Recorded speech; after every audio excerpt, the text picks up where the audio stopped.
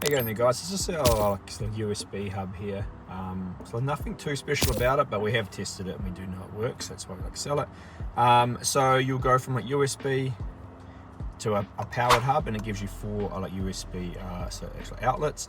Just means you can run other more devices out of our head units if you run out of like USB ports. Just a little option for that.